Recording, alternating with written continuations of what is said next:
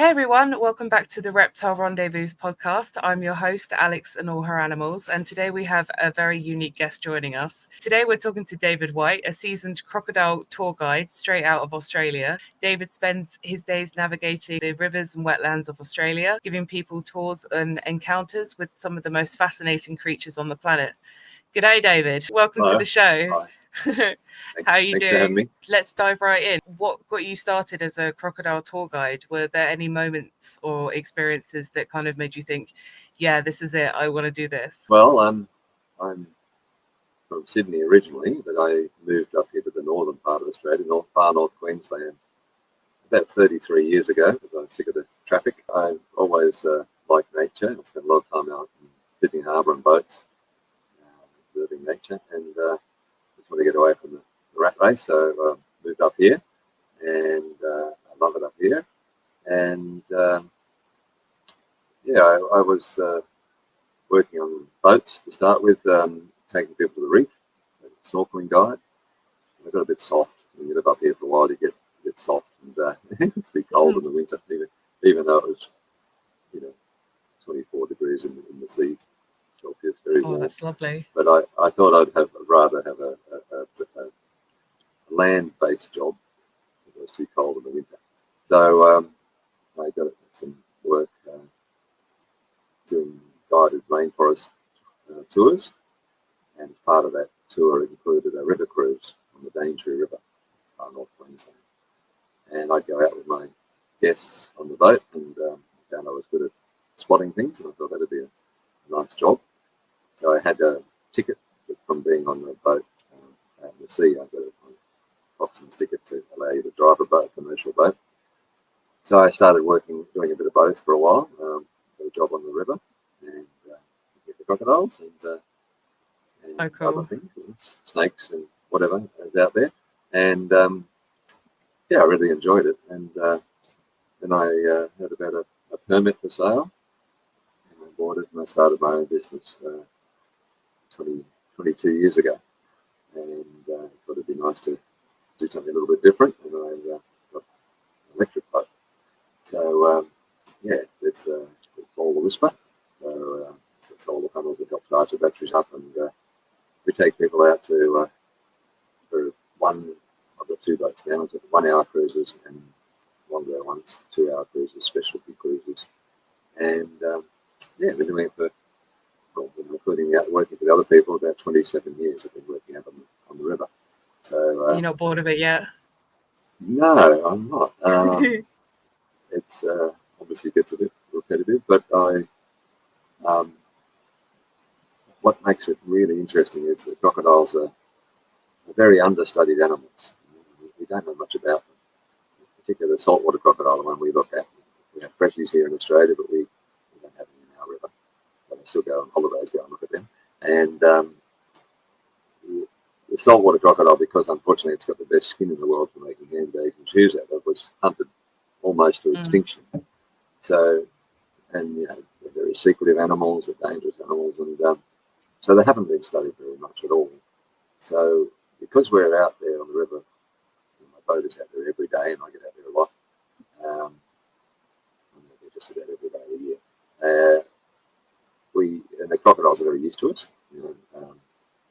They tolerate the tour boats very well. They'll sit there all day for us, smiling for the cameras. If the weather's right, they'll sit there all day for us. But if a private boat comes on, they don't know. They jump in the water and hide. Strike a pose. So they're very, very smart animals, and they do build up a relationship with them, and they trust us. So it's a very good opportunity to study them. So we do a bit of citizen science, and there's not much known about their social interaction. So every time we see two crocs together, we video it and send it off to the scientists, and they're very appreciative of it.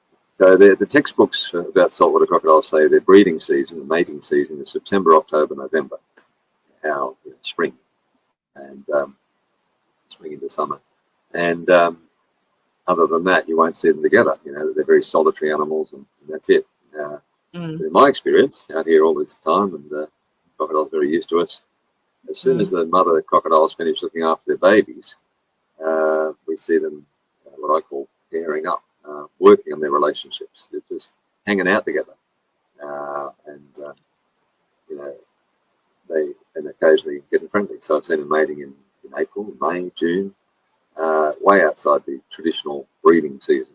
So, you know, as it is getting into the warmer time of the year, they're getting a little bit more active, and there's still stuff going on now at this time of the year, September, October, November, but definitely a lot going on in the winter. And the scientists, you know, eventually, the two men that wrote the book, the latest textbook, Dr. David Kirshner and Professor Gordon Grigg, who wrote this book on crocodilians. They decided to come up here. They found southern part of Australia and stay with me. We took them out in the winter and showed them the crocodiles together, and they said, "Oh, that's really cool.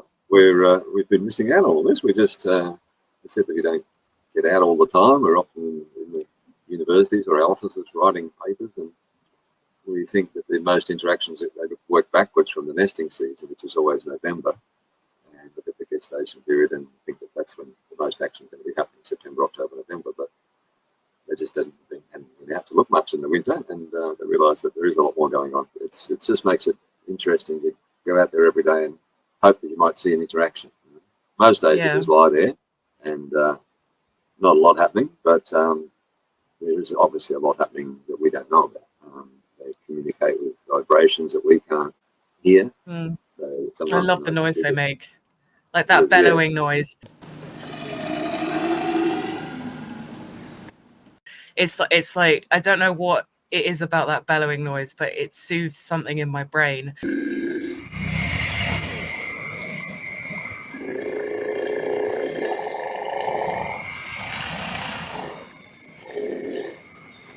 I would love, I can't wait to hear it in real life one day, because I bet it's so much better in real life than it is like just on a recording. There is a lot of myths and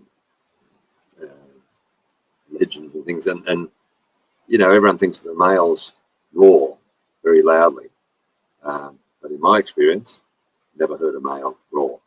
It's only the females. Yeah, just the girls. Yeah. So when a male approaches a female, she lifts her head up, exposes her glands under her chin, the gular glands. So it must be something to do with scent, something under there to do with the courtship.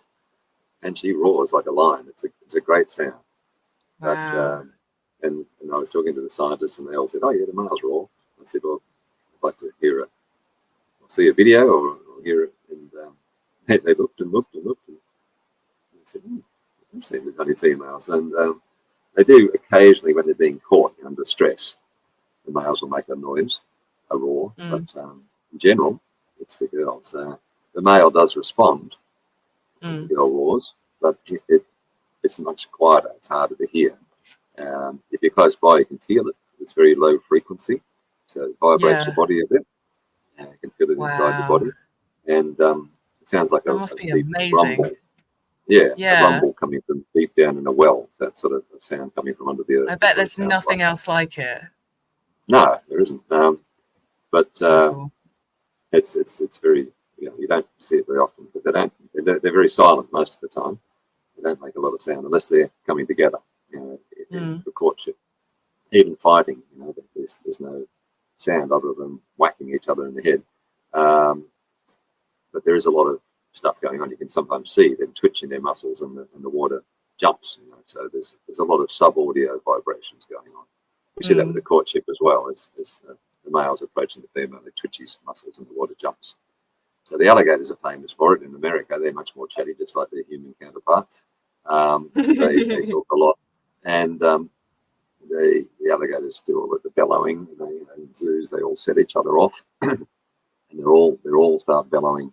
So they're a lot more vocal. But the salty is a strong, silent type, and they don't talk much. But just occasionally we get a recording of them interacting, and the scientists love it, and they thought it was worth getting this out to the wider scientific community. So they asked me to go to a conference, which was a big honour. I was a bit nervous because I'm not a scientist. I just watch them.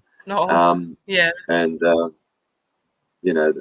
ICUN big international, worldwide group that looks after endangered species. Even though saltwater crocodile is not endangered here, it is in some of its range and up through Asia, extinct in some countries.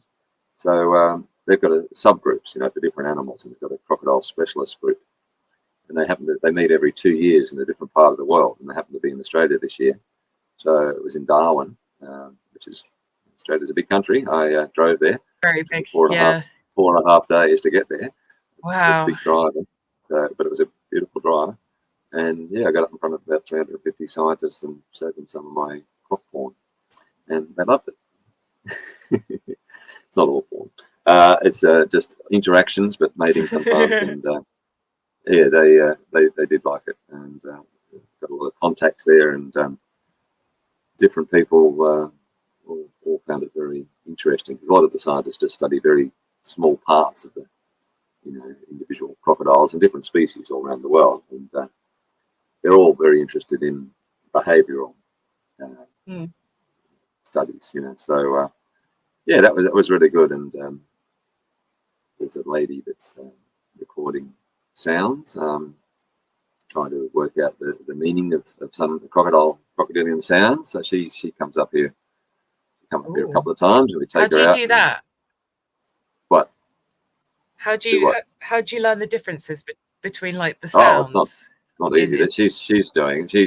We put out some recording devices under the water to try, and she does a lot of work in the Australia Zoo down there, where she lives down there near Australia Zoo. So she does a lot of recordings in the zoo in captivity, which is different. The crocodiles behave differently in captivity, but also she has a lot of issues with the filters in the pump. There's pumps in the ponds, and those filters are low frequency, which is often where the crocodile's range is. Oh, okay.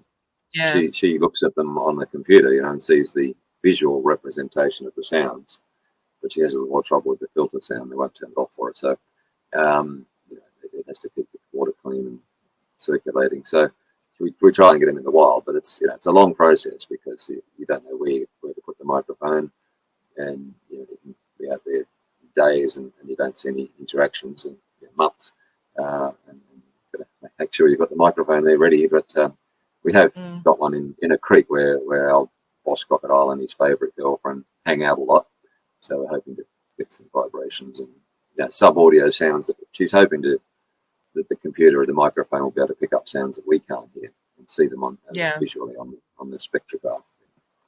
So and then you've got to try and work out what they mean, pair them up. I've shared a lot of videos. I was going to say, a lot of videos, and she's trying to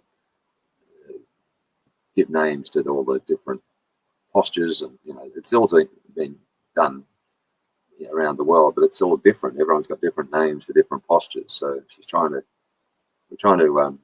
get it all uniform, so everyone knows. Everyone's talking about what a roar means, what a growl means, and everyone's got different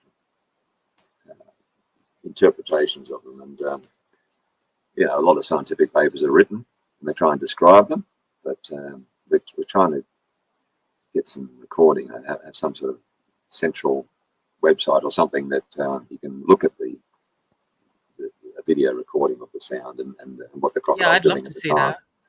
And have different species, and it's one of the people I met at the meeting. That's America, a really cool job.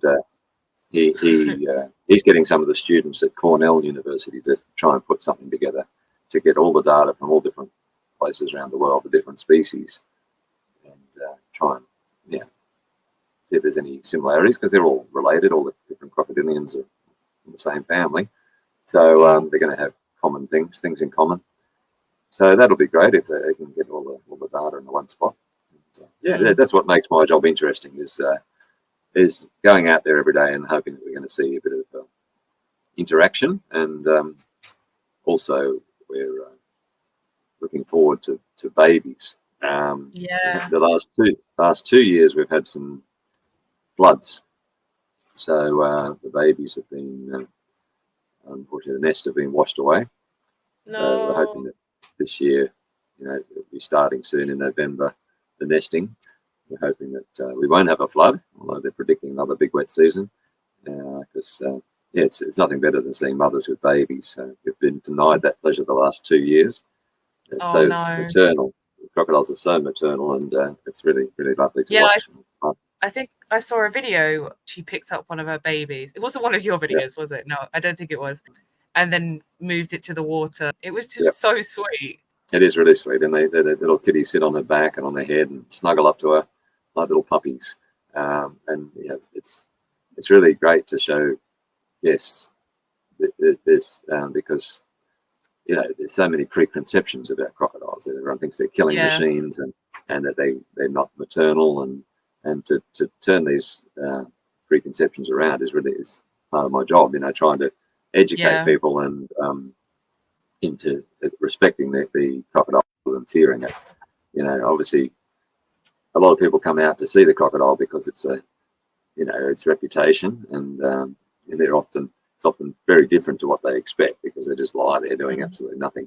Obviously, they're a big animal and they're dangerous, and we have to respect them.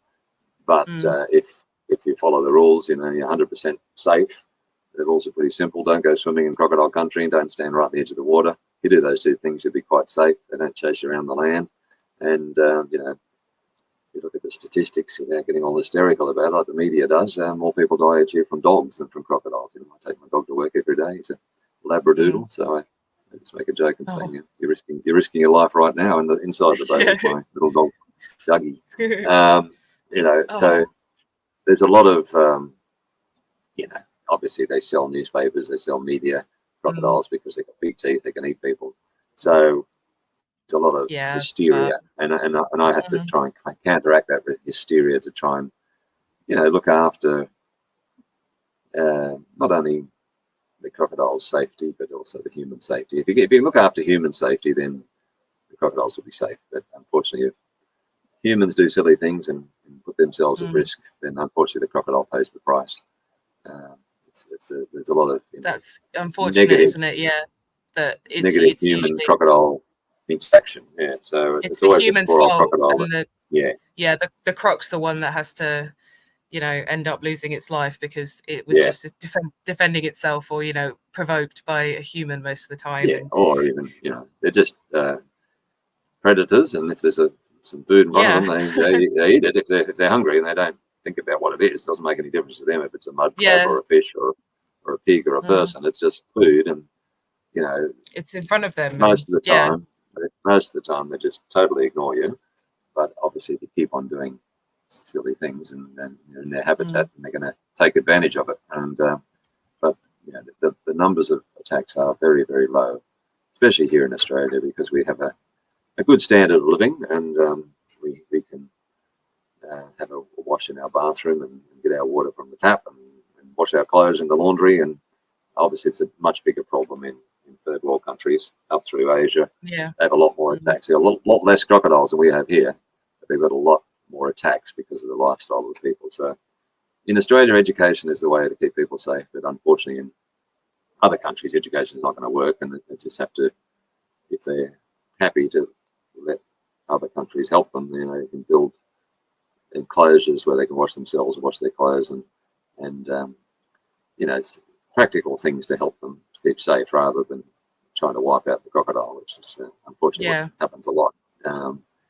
But here in Australia, a lot of people don't like crocodiles because of the misinformation out there, and the reputation that they have of being killing machines. But I think it's something to do with our egos. Apart from the hysteria that the media generate, us humans like to think of ourselves as being the top of the food chain. We don't like to think of ourselves as being part of the food chain. Other things, like more people die. A lot of people don't respect wildlife as well. Yeah, they don't, and they're just losing that contact with nature. They disconnect. But more people die actually from horses, from cows, but they don't actually eat you. So cows can be really aggressive.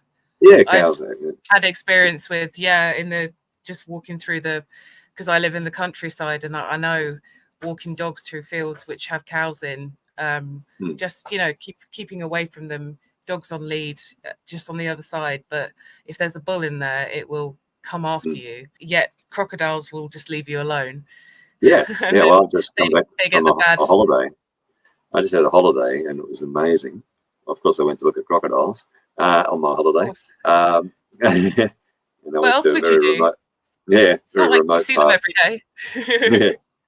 Yeah, went right up north in a very remote part of Australia, very hard to get to, and Aboriginal land. And we got permission to go to this part of Australia. Is beautiful, and there's turtle nesting time, so lots of big, huge sea turtles coming up the beach. They like They're amazing. very large, flat-backed turtles laying eggs, and we saw little hatchlings coming out of the sand and running down. And there's crocodiles, lots of crocodiles, waiting at the edge of the water to prey on them. And at night time, we walk around at night on the beach. The crocodiles would walk up the beach, big beach, 100 meters up the beach, to lay on the turtle's nest. And it really reminded me of a female laying on her own nest. I watched crocodiles, waiting for the babies to hatch. It looked exactly the same. They were listening. I'm sure they were listening. They put their head down on the sand, just like they do on their own nest. And sort of the sound comes up through their jaw into their ears, and they're listening for the babies because they talk to each other. Little hatchling turtles are talking to it. They all hatch at the same time. So just like crocodile hatchlings, they all hatch at the same time. And she's waiting there, and if they start to come out of the nest, and she's got a feast of little turtle nuggets. So they're all on the beach, and you walk around at night, and they are very shy. Like crocodiles I look at every day. That if they see you in the daytime, you see you a long way off, and they just run back into the sea. But it was just stunning. I had a drone and seeing them from above in the clear blue water with sharks, lots of sharks. You know how much I love that video. Yeah, I messaged you and I shared it on my story, and I was just like, I keep watching it because it's just it's mesmerizing. Yeah, I bet you're so proud of that. Because normally you see the crocodiles in the river and they're in nice muddy water, but seeing crocs in clear blue seawater with sharks and turtles, it was just awesome. I bet it was they're just you realise they don't want to eat us. They're just they're very timid animals. Everyone people hate it when you say a crocodile is a timid animal, but they are. They're really, really shy. And we tried to sneak up on them, but they see you coming and they hear you coming. They've got such amazing senses, and they'll just run back into the sea when you're 50 meters away. Whereas the ones that I look at every day in the boat, they're used to the boat. I can get up to 3 meters away from them, and they don't care. So, but the ones at night, are right up on the beach. So, you're walking around with them, but they don't chase you. They're just not designed for it. They've got short little legs and big heavy bodies, so they're pretty slow. Yeah, I think people forget that as well, don't they?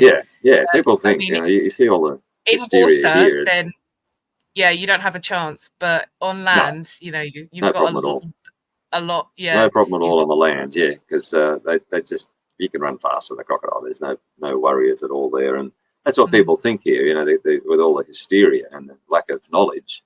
They think they're going to chase them down the street, and the kids aren't safe in the playground, and the crocodiles heading for the playground. All this ridiculous nonsense because of the hysteria.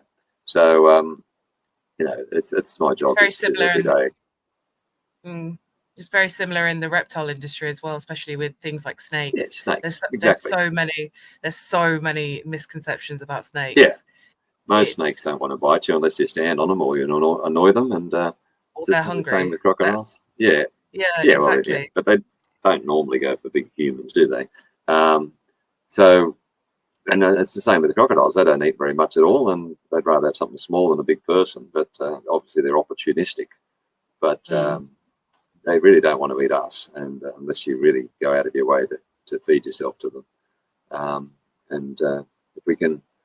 That's my job every day is to try and change people's perceptions about crocodiles, and they hopefully off the boat thinking that they're pretty awesome creatures. They've been around since before the dinosaurs, and they're just nature's perfection. No need to evolve any further. They got it right a long time ago, and they're just fascinating. And when you explain to them what they can and what they can't do, and very easy to avoid having an interaction with one if you just don't go swimming where they live, and don't stand right on the edge of the water. If you're back 5 meters or so, you're quite safe. And that's really rewarding, knowing that people are going away and having appreciation for the animal rather than that fear Yeah. But No, it is the morbid fascination that brings them then to look at them in the first place. So it helps them of keep in course. business. Yeah. But it's good that they go away thinking, well, they're pretty awesome creatures, and they're not the killing machines that everyone thinks they are. And hopefully we can get rid of that hysteria, because unfortunately the hysteria leads to government policies and reactions that are not always logical, and a lot of politicians just it's an election issue. Every time there's an election here, an old tactic of the politicians is to change, divert the attention away from the real issues of, it's all the normal things, unemployment, health, and all those sort of things, crime, and just start talking about crocodiles, and everyone just gets so hysterical that they forget about all the other issues. And the politicians promise that you'll be able to swim wherever you want if they get in power, because we'll get rid of the crocodiles. Unless they're going to make the whole species extinct, there's always going to be another one coming along, and you cannot just humans make it safer by killing crocodiles, because it actually makes it more dangerous, because it's the one you don't see is the one you have to worry about, and the complacency, people thinking that it's safe because the government's killed a crocodile, are more likely to do dumb things than if there's a crocodile there that's very visible, But that's the one that everyone complains about. If there's a crocodile that's very visible, everyone complains about it. But it's the sneaky one, not working with them, you realise how good they are at hiding. And it's the one you don't see is the one you have to worry about. So if it's crocodile habitat, it just shouldn't be in the water. It should be swimming somewhere else.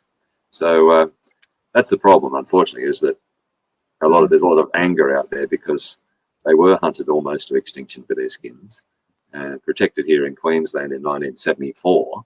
We were the last state in Australia to protect them. The other states were 71. And Queensland is an unusual state, that the capital, Brisbane, is way down the other end. It takes a long time for the law to get right up here. And, right up until the mid-'80s, people were still water skiing where I work, and still shooting crocodiles illegally. And these days, no more water skiing, but there's still a few rednecks around that shoot crocodiles illegally. It doesn't happen too often, but it does happen. And but in my experience out there, 27 years, it seems pretty stable now. Our population on our river, I think it's reached its carrying capacity of what it can handle.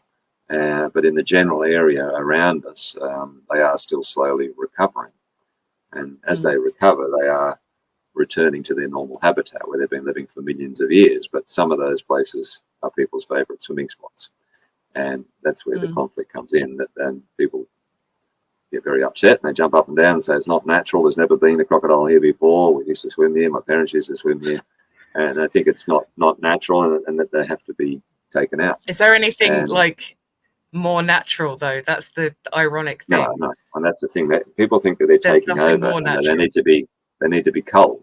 But you just explain to them and say they've been around since before the dinosaurs, before humans existed, and they didn't take over the world. They just found their niche, is what nature does. Nature, any species, they look after their own numbers through availability of resources and food and nesting areas, and they don't need us humans to control them. They control themselves. The only species that doesn't control its population is us, and we keep expanding into crocodile habitat, and then everyone complains when the crocodile shows up, and they make such a fuss. The government feel they have to do something about it, and they often come out and catch the crocodile and take it away. And they used to relocate it, but they don't do that anymore, because they've proved that they'll come back from hundreds of kilometres away. The GPS is on their backs. They've proved that they'll come back from a long way away. They've got an amazing sense of direction, a very strong homing instinct. So it's a waste of time relocating them.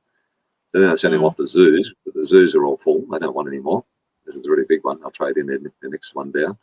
And even crocodile farms, they don't want any more. They've got enough breeding stock to grow their own little crocodiles up to become handbags and shoes. And the ones from the wild are usually damaged, got scratches and injuries from fighting. So unfortunately now the government kill them. And they call it euthanizing, but it's not the right word, because there's nothing wrong with them. They're just inconvenient. And when they kill it, everyone thinks the problem is fixed, and they go swimming again.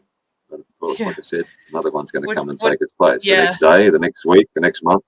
And I know, from my experience, that how good they are at hiding. And it's much better to have one that's obvious, that sits up on the bank, and everyone sees it, and everyone says, I'm not going swimming in there. They might complain about it, but they're not going to go swimming because they can see a big crocodile.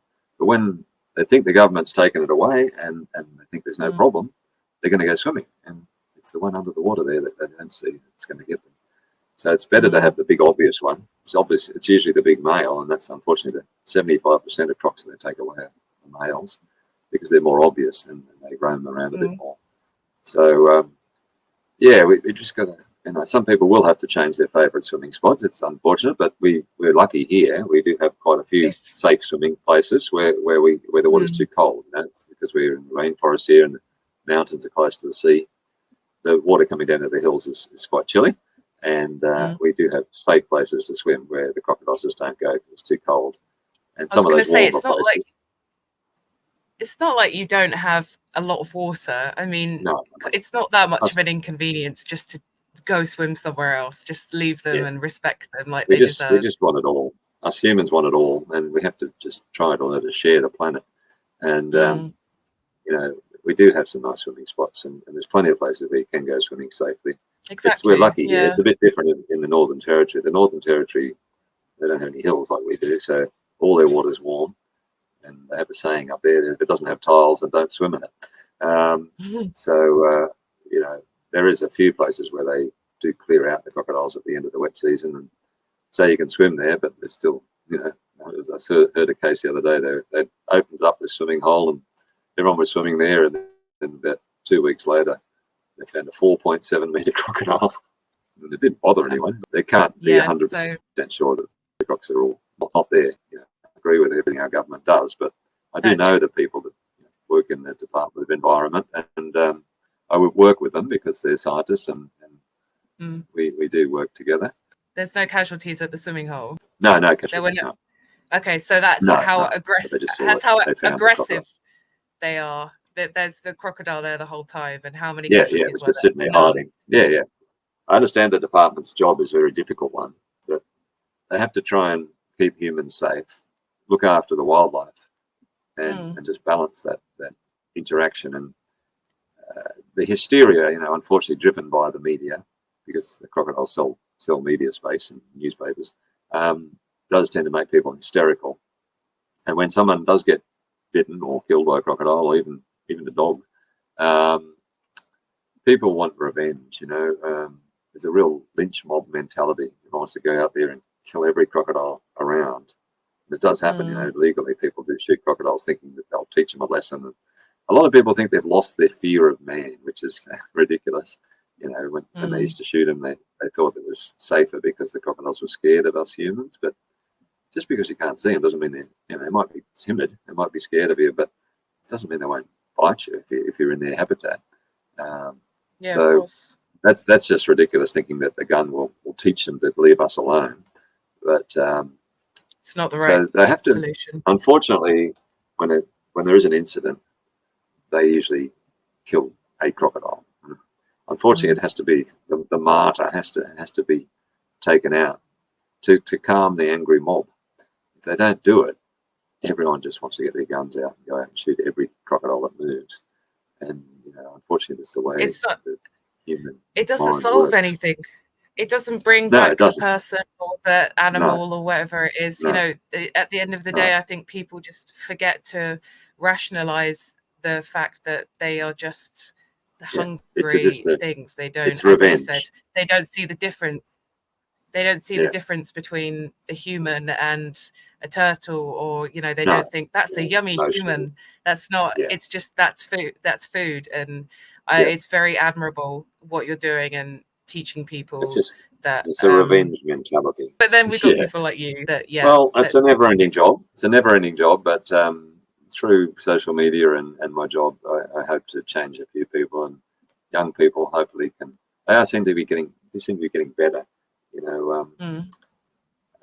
get a lot of visitors from down the southern part of Australia, and they come up terrified, thinking they're going to get eaten, and they often go back in one piece, and they appreciate the animals and just realise that they're just a part of Australia's wildlife, and they're big and they are dangerous animals, so you have to treat them with respect. But as long as you do the right thing, you can be 100% safe and still have a nice holiday. You can still go swimming and go to the beach and all that sort of stuff, go snorkeling, and still go out in rivers and see these amazing ancient creatures.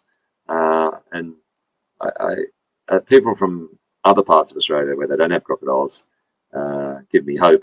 The tough ones to change are the ones that have grown up here, and we used to swim wherever they wanted to, and their parents used to swim wherever they wanted to, and they just long for those good old days where they could swim wherever they wanted to. But that's because the species was almost extinct. And even today, if the government was to say, well, sure, shoot any crocodile you want, there's no commercial reason for doing it. They're just, people would shoot crocodiles in swimming holes and things, but they're not going to go to every little remote creek and river in Australia to try and make a living. That's what they were doing back in the 70s and the 80s.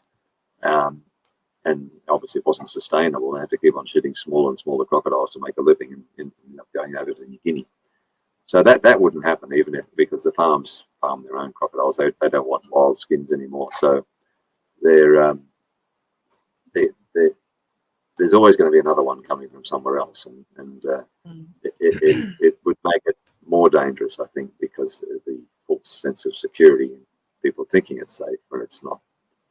So then there's that risk of people getting even more worked up than they would originally, because they think they've problem solved, and when in reality it's not. And it's a complacency. It's complacency that's what kills, and we just have to keep on having that croc-wise message out there.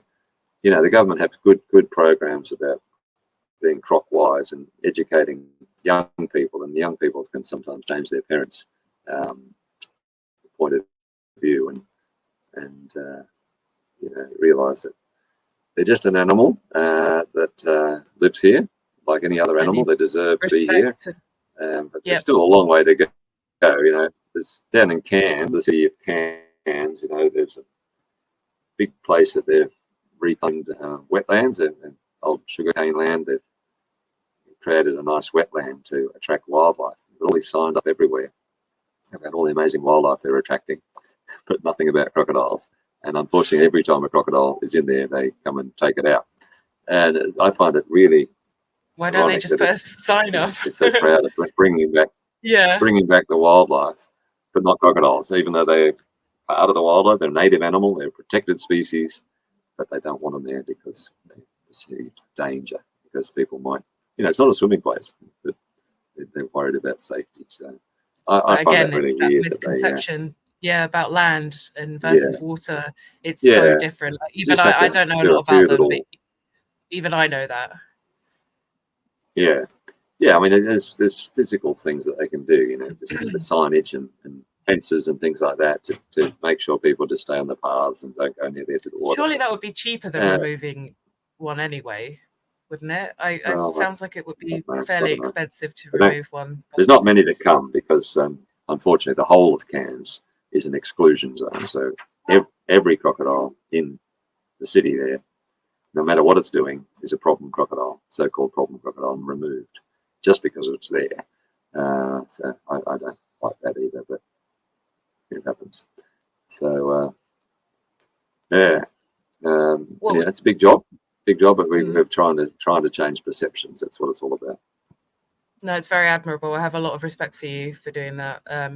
When we kind of were talking, because we talk on a fairly regular basis when time zones allow, and it's a good feeling. It's nice to know people like you, and because I want to make a difference with animals and education and help break stigmas of animals. So this is very fun to actually speak with you properly instead of just on a message. No worries. It's fine. So I'm happy to be here. Thank you. The more we can change people's perception, probably talking to the converted on here, but anyway, it's really. We can only try. Really, that's the good. Thanks for the opportunity. No, it's great. You're one of my awesome Aussies. I thought that was quite fun. little tag, to have. But what would you say are the most common misconceptions about crocodiles, minus the ones? Are there any more that we haven't spoken about? Well, obviously, they've got a real macho image, and online you see it a lot. There's a lot of croc measuring, if you know what I mean. Comparing crocodiles. That took me a second. Yeah. Everyone's online always saying we've got the biggest croc. Size is just people obsessed. Men are obsessed by size of crocs, and everyone, they're very hard animal to judge the size of the crocodile.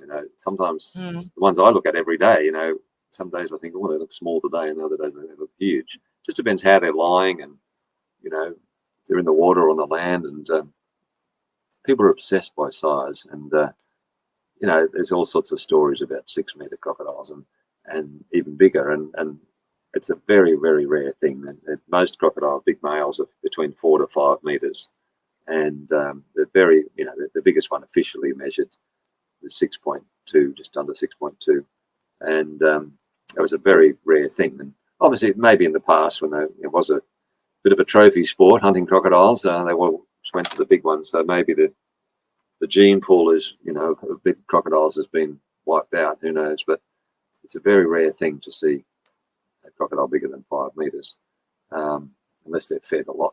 But that annoys me. Is how everyone is always saying they've got the bigger crocodile, and they definitely get bigger in the pub. They get bigger in the pub. The more drinks you've had, the bigger they get. Everything gets bigger in the pub. So a lot of macho stuff about how they're the toughest in the world, biggest in the world. And well, they are in theory the longest crocodile in the world, but I think some of those Nile crocodiles in Africa are more solid. Now they are, there's a lot of the Nile ones. Obviously, there's so much footage of them catching wildebeest and zebras and things like that. They're very similar looking animals to the saltwater crocodile. Very similar. They're really similar looking animal. They just haven't got the salt glands that the salties have got, but they are very similar. But here there's a lot of everyone thinks that they take cows, and I'm sure it does happen occasionally, but I don't think it happens as much as everyone thinks it is. A lot of the farmers blame the crocodiles for their loss of stock, and want to shoot the crocodiles so that their cows don't get taken. But really, I've seen a cow fall in the water and splashing around. The crocodile came along, a big 4-meter crocodile came along, and I had kids in the boat. And I thought, oh God, this is going to be horrible. And the crocodile actually was touching the cow with its nose on its backside, and just looking at it and thinking, oh, it's pretty big. And it didn't do anything. It just sat there looking at it, and it didn't do anything. That's good. And for the children's sake, they weren't scarred for life. Yeah. It was attracted by the splashing. The splashing definitely attracts them, but they're reptiles. They don't eat much. They eat, us humans have to eat about 50 times more than a crocodile does to keep our bodies warm. We're not very efficient at all. We live in cold places like England. The crocodiles have to live in the warmer places. And, big crocodile like our boss croc, Scarface, you get a lot of fat. He calls it abs, but it's actually flab. But, he could probably last a year without eating anything. He wouldn't die. He'd get very thin, but he wouldn't die.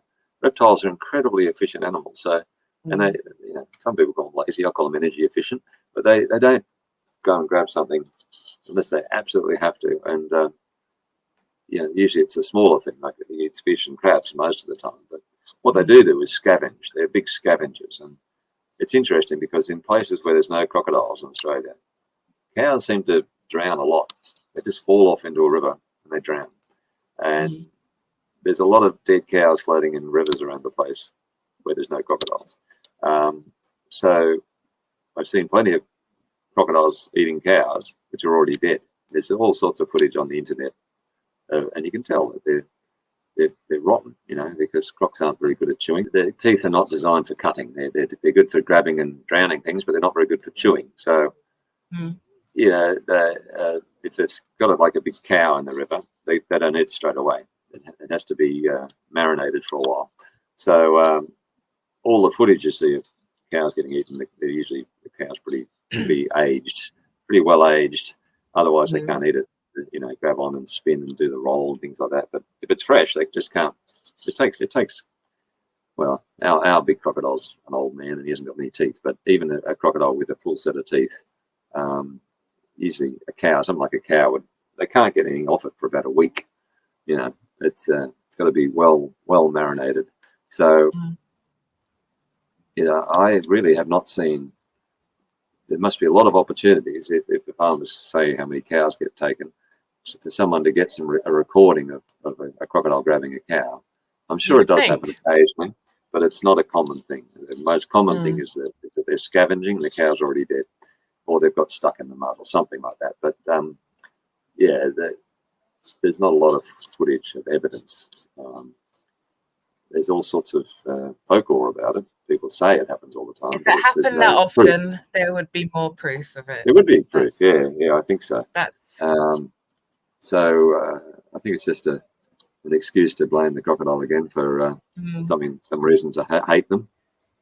But yeah, most of the time our crocs eat fish and crabs, but certainly if there's something dead around, that'll attract them. They've got an amazing sense of smell for dead things, and they will travel a long way. I've seen our boss croc Scarface travel way outside of his normal territory, right up the river a long way to find a dead cow that he could smell in the water coming down the river. Yeah, quite a few kilometres out of his normal territory. That's amazing. To scavenge. That's really impressive. Yeah, when you work with them, you realise how their senses are absolutely amazing. You know, I've seen him. He knows exactly where his girlfriends are, and when he's patrolling around, he swims from one girl to the next. You know, I don't know where they are, but they're hiding. But he knows exactly where they are. So they're obviously communicating. And even when they're on the land, it seems to be able to communicate and find them on the land, even though they might not be able to see them. So there's some sort of sub-audio vibrations going on that we can't hear. But they travel not just in the water, but on the land as well, and through the air. So yeah, there's so much to learn about them. They are fascinating creatures. Yeah, they really are. They're so majestic as well. Yeah, they are. I wish people would appreciated them as much as they deserve. But there's nothing better than cruising down the river with a big crocodile swimming along beside you. It's just such that feeling of such a prehistoric feeling, cruising along beside the crocodile swimming. You realise that they've been doing the same thing since before the dinosaurs were here and before us humans were even thought of, and they haven't needed to change. That's just an awesome feeling, watching a crocodile cruise along beside you. It's just and in the nice rainforest here, oldest rainforest in the world we've got here. It's just a feeling of timelessness when you're up in a little creek and you don't see any sign of human habitation. Crocodile swimming along beside you is just a really good feeling. And I have great hope for the species as a whole. I think they're real survivors, but the individual crocs, and unfortunately, I feel so sorry for them when they have to be taken out because us humans are so insecure. But the species, I think, will prevail like it has for millions of years. Do you have any fun facts? Like, what are your go-to facts? Like or favourite facts? I mean, you probably have loads. Well, my favourite one is what I've already said, that more people die each year from dogs. And, people are always surprised by that. Obviously not Labradoodles like I've got, but, there are some dogs that are quite dangerous, and more people die from horses, from cows, from humans. Humans are more dangerous. Obviously cars, but every time someone gets hit by a car, they don't go out and shoot the car, but everyone wants to go and shoot the crocodiles. So that's just trying to look at it like that and compare it with other things and realise that the risks are very low, and as long as you follow the rules and learn how to live in crocodile country, it's very simple, and we're very honoured to have these animals in our habitat here. It's a real bonus. We've got lots of other wildlife to look at here in Australia, but the crocodiles are very secretive animals. They're hard to see, but a lot of people are fascinated with them. But it is that fascination because they're dangerous. Yeah, but they are a big tourist attraction, but they're not easy to see in the general area. They're very secretive, but our ones are used to the boats, and we know where to look for them too because they've got little favourite hiding spots. It is getting harder at this time of the year as they're coming into the summer, and as it gets warmer, they spend more time in the water and less time on the bank. So my job gets a lot harder in the summer, and in the winter it's easy to all sit up on the bank smiling to the cameras all day long. But in the summer they spend a lot more time in the water. We ask our customers to try not to be sizist in the summer, because the little ones are the most reliable ones. The little ones are often in the same place. First one's out of the water in the morning, the last one's back in the evening because they feel the cold more, but also a bit safer for them because the little ones are at risk from all sorts of things, other predators. So we mostly look at little ones, and every now and then a big one swims past, but they spend a lot of time under the water, and the girls go off and nest. So hopefully we have a good year this year and no floods and some babies. But obviously we don't feed them here, we just look at them. We're not allowed to. It's against the law in Queensland to feed them and to track them out, which is good law. We like that law. Yeah. So they just Agreed. Ignore us. But obviously it's a bit easier to find them if you dangle some food out, but that means they associate the boat with food, and it's dangerous. Yeah, exactly. So we don't. And then do we that. still blame them after.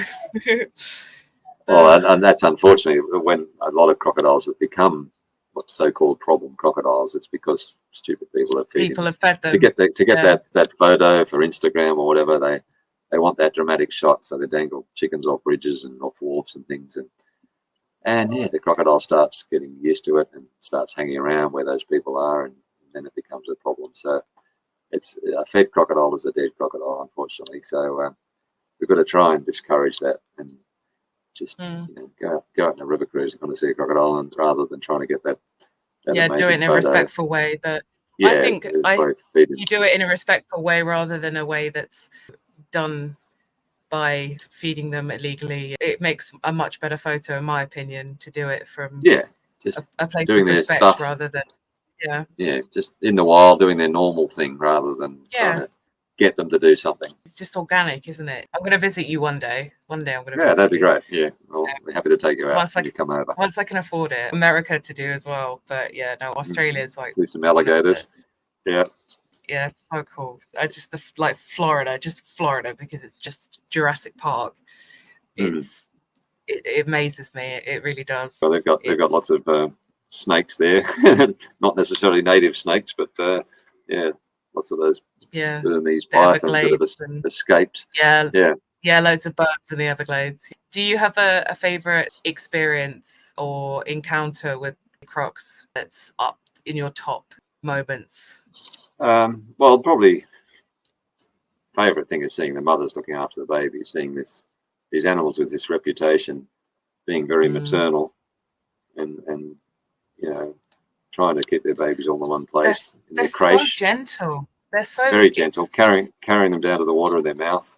It's really amazing to see these big animals that have powerful jaws, the most powerful jaw of any animal in the world, pick up crack their eggs very gently, help the babies out, carry them down the water. And that's the good thing about being out there all the time, is that you get to see some of these amazing things. And I've actually, because I've been out there so long, I saw a female favorite girl. Unfortunately, she's no longer with us. Her name was Elizabeth or Lizzie. Someone killed her illegally. Yeah, very sad. It's like losing one of my own family. It's very sad. Now, years ago, I saw her carrying her babies down to the water, and I took photos of all the little hatchlings, and they've all got unique markings. That's how we can give them names and identify them, and they keep those markings pretty much the same their whole life. So I saw one of those little hatchlings that she carried down. 15 years later, I saw her carrying her babies down to the water. So I have witnessed 2 generations of crocodiles.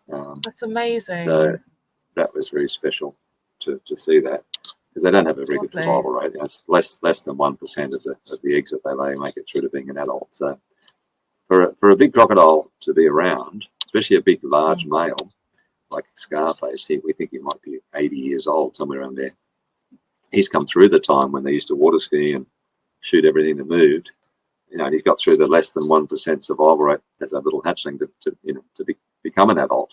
It's such an achievement for a big crocodile to make it to be that size and that age. If Scarface, one day retires, because he's getting old, he might move from our area. It'll be a very sad day for us, but he might go somewhere else. And if he goes somewhere where people don't want him, he may be killed just because he's inconvenient. And that would just be such a tragedy to know that he's survived all these odds and to become an adult, and then just because he's in a place where people don't want him, they kill him. And it is so sad that it's usually the big ones that suffer because of their size and just the fact that they're so obvious. But, a 2.5 metre crocodile can still kill you and kill a child. And they're all potentially dangerous if they're bigger than, about 2.1 metres or so. My favourite thing probably is seeing the little babies with the mums. My most favourite recent experience is seeing crocodiles in the ocean. And apparently the scientists say that they come from other areas to where the turtles are hatching, quite a long way. They're not always there. I'd like to go back there and there's not turtle nesting time and see if there's as many crocodiles, but there certainly was a lot. And they were in groups, in like big long beaches, miles of beaches, turtles nesting everywhere. The crocodiles are definitely hanging out in groups. So they're definitely a lot more social than everyone thinks they are. They don't choose to be in groups. It's like an organised group. There's a big male that hangs out the back. He's more shy than the other ones, and the smaller, lots of 2 and 3 metre ones on the beach, and even some little ones. And they reckon they've all come because of the turtles nesting. And they're definitely hanging out in groups. They do like each other's company. They're not as solitary and mindless killers like everyone thinks they are, and they do hang out in groups. They definitely have a community. Yeah. So a lot of misconceptions, and we need to educate people about what amazing creatures they are. And thanks for helping with that. Thank you. It's the least I can do. I'm all for advocating for the animals, especially the scary, the ones that are different. Everyone's entitled to their opinion as long as they have all the facts. I think they need to have all the facts first instead of making assumptions and just relying on what they see on television. People like you and I that want to change that. I don't care how hot it is. If it's a steamy day and you got sweat running down the crack of your ass like Niagara, don't go for a swim. Get croc-wise and stay croc-wise in croc country, legends. You!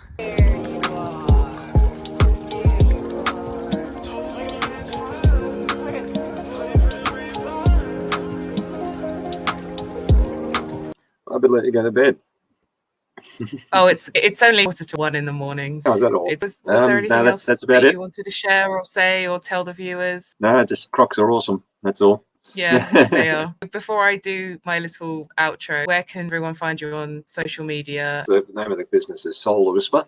Solarwhisper.com is the website. Yeah, just Solar Whisper on YouTube. And Solar_Whisper on Instagram. Or Whisper on Facebook.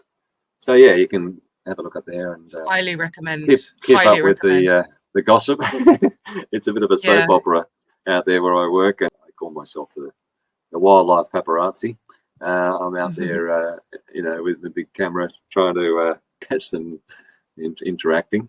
They probably hate it when they're trying to get romantic, and I'm there with my camera and my microphone trying to record it. But who's this? But they can go and get a room if they want to, but they can go up little creeks where I can't go. But I try and record things, and obviously it is like trying to chase celebrities around that, and they are celebrities. Our crocs are the celebrities, and on the social media you can read all about their escapades and a bit of goss, and it is like a soap opera. The days of the Daintree.